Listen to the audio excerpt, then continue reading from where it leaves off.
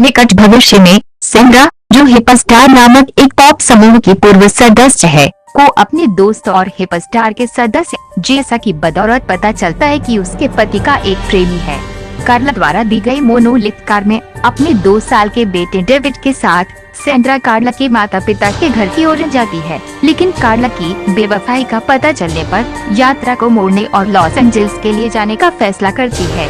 Monolith car Lilith में पाया गया कृत्रिम बुद्धिमत्ता कंप्यूटर सैंड्रा को ऑफ रोड मार्ग अपनाने की सलाह देता है। रास्ते में सैंड्रा आराम करने के लिए सिगरेट जलाती है, लेकिन ललित कार का स्मोक अलार्म चालू कर देता है। कार गलती से एक जंगली हिरण से टकरा गई। सैंड्रा घबराहट में चिल्लाती है और जांचती है कि क्या हुआ। वह अपने रोते हुए बेटे को गेम से ध्यान भटकाने के लिए अपना स्मार्टफोन देती है, जबकि सैंड्रा कार के बाहर है। डेविड मोनोलिथ ऐप के साथ खेलता है, जिसे कार्ला ने सैंड्रा के लिए फोन पर इंस्टॉल किया था। वो गलती से कार को पूरी तरह से सील कर देता है और सैंड्रा को प्रवेश करने से रोकता है और फोन को सीट के नीचे गिरा देता है।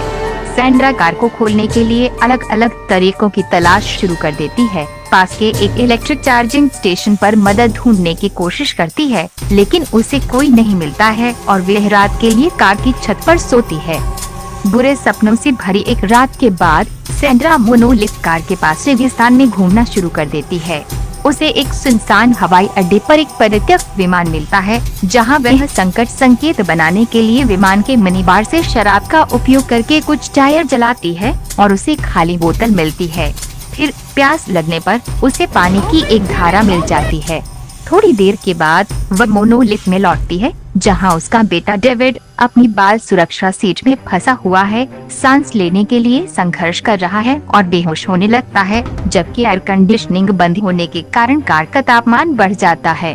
कार को खोलने की कोशिश करने के लिए सैंड्रा ने गैसोलीन और शाखाओं का उपयोग करके एक छोटी सी आग शुरू करने की कोशिश की, जिससे धुआं अलार्म बजने लगा। जैसे ही उसे पता चलता है कि डेविड के होश खोने का खतरा है, उसने अपने पास मिले पानी से आग बुझा दी। इसके बाद मोनोलिथ और सैंड्रा पर एक भूखे कोयोट द्वारा हमला किया जाता है। सैंड्रा उसे भगाने में सफल हो जाती है और अनगिनत बार कार खोलने की असफल कोशिश करती है।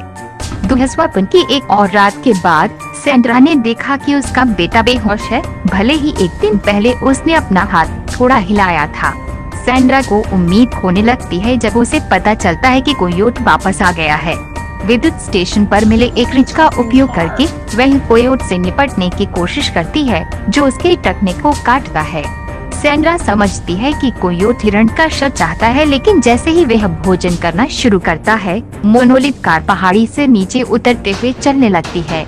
सैंड्रा पास में मौजूद एक पत्थर का उपयोग करके कार रोकती है। बाद में उसे एक विचार आता है। सैंड्रा रेगिस्तान में पहुंचने से पहले चीजें खरीदने के लिए एक गैस स्टेशन पर रुकी और टीवी पर एक कार्टून देखा, विली कोयोट के समान, जिसमें एक भेड़िया एक हीरे को पाने के लिए एक खाई से एक तिजोरी फेंकता है। इससे प्रेरित होकर उसने पत्थर को तोड़ने के लिए रिंच का उपयोग करके कार को पहाड़ी से दूर धकेलने का फैसला किया और कोयोट को डराकर उसे भागने पर मजबूर कर दिया। मोनोलिथ गिरते हुए अपने दरवाजे खोलता है और सैंड्रा को छोटे डेविड को ठीक करने की अनुमति देता है, जो स्पष्ट रूप से मर रहा है। जिस छेद में वे प्रतीत होते हैं, उससे बाहर निकलने के लिए सैंड्रा अनिच्छा से लिलिथ पर भरोसा करती है और उसे पुनः सक्रिय करती है, ऑफ रोड मोड का चयन करती है और खुद को और बच्चे को मुक्त करती है। अस्पताल में पहुंचकर सैंड्रा डेविड को जागते हुए देखती है और बच्चा पहली बार अपनी मां को बुलाता है। वह अब तक पूरी फिल्म के लिए उसे सैंड्रा कहकर बुलाता है।